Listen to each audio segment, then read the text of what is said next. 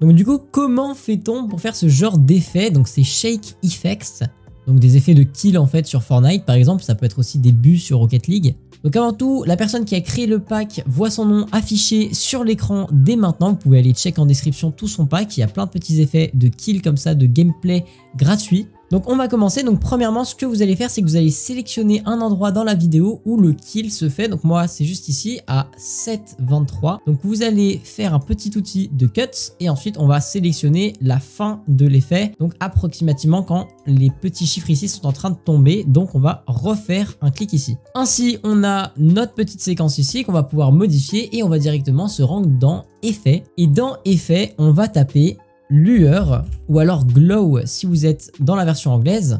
Vous allez glisser directement cet effet juste au-dessus de celle que vous venez de couper et vous voyez on a un effet de lueur. On double-clique dessus et on va changer cette lueur alpha pour mettre 60.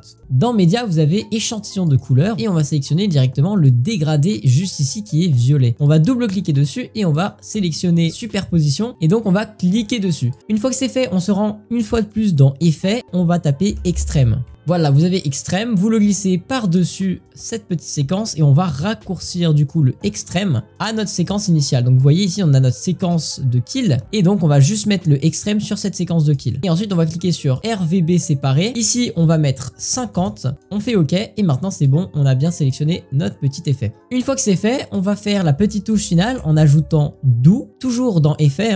Bon, vous prenez la musique que vous souhaitez, vous mettez à n'importe quel moment. Voilà, vous cherchez juste l'endroit où il y a un drop, ce qui fait qu'ici, on a notre drop comme il faut, donc regardez.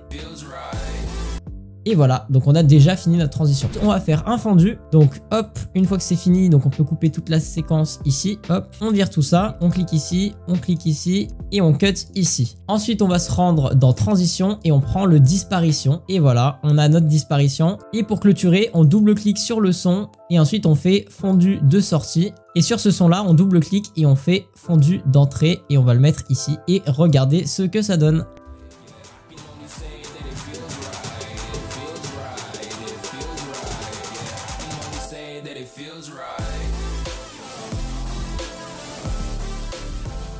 Voilà, donc c'est parfait, on a absolument tout, c'est nickel. Voilà, en espérant que cette vidéo, parce qu'elle est terminée, vous a plu.